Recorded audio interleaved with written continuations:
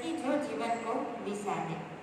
હવે પછી એક મનનની સ્પીચ વાર્તા સ્વરૂપે રજૂ કરવા આવી રહી છે ટીવાયબી ઇંગ્લિશની વિદ્યાર્થીની કુમારી ભગવતી સુત્રેજા.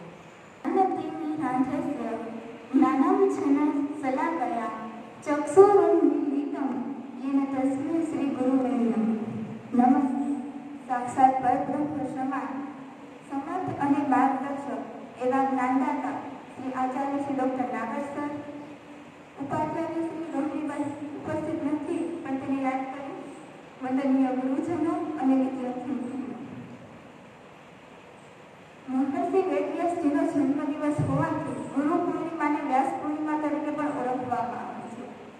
ગુરુ એટલે જે લઘુ નથી તે અને લઘુને ગુરુ બનાવે તે, જે જીવનના નબળા પ્રવાહો વચ્ચે પણ સ્થિર રહેતા શીખવાડે તે છે ગુરુ. બ્રહ્માની જેમ સદગુરુઓના સર્જક, વિષ્ણુની જેમ સદવૃત્તિના સમર્થક અને મહાદેવની જેમ દુર્વૃત્તિના સંહારક એટલે ગુરુ.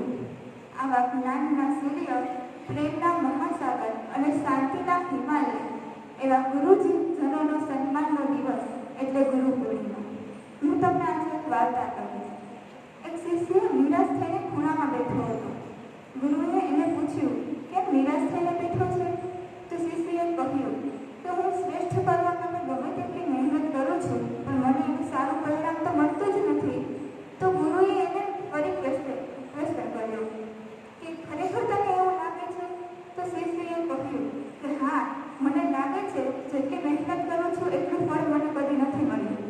તો ગુરુએ કહ્યું ચાલ આજે હું તને ટાસ્ક આપું. જો તું એમાં સફળતા મેળવી લઈશ તો તે નિર્ધારેલા બધા જ કામમાં તને સફળતા મળી જશે.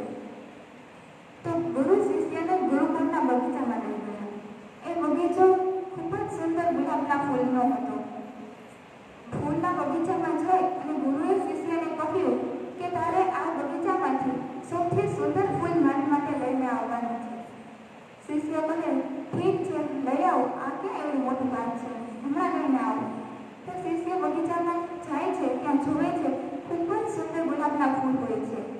એનાથી આગળ ચાલે તો ત્યાં એનાથી પણ વધારે સુંદર ફૂલ હોય છે. તો તે ત્યાંથી એક પણ ફૂલ નથી લેતું અને તે આગળ ચાલે છે.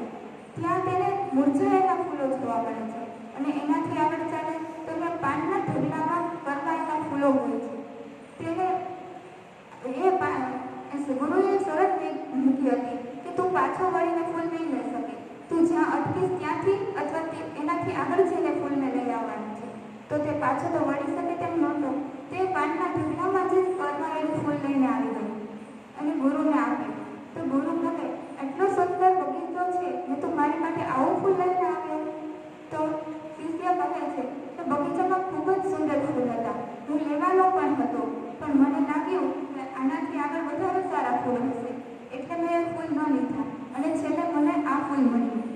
તો ગુરુજીએ કહ્યું કે જો તને સમજાયું કે તને નાની નાની ઘણી તકો મળે છે, તને સફળતાઓ મળે છે પણ તું હજી વધારેની લાલચમાં તેને ઝડપી નથી શકતો, તો આવી નાની નાની જે તકો મળે છે એમને ઝડપવા માટે આપણા જીવનમાં રહેલી અજાગ્રતતાને જાગૃત કરવા માટે એક ગુરુની ખૂબ જ આવશ્યકતા રહેલી હોય છે. Even if the whole earth is transformed into paper with all the big trees made into pens, and if the entire water in the seven oceans are transformed into writing ink, even then the glories of the Guru cannot be written. So much is the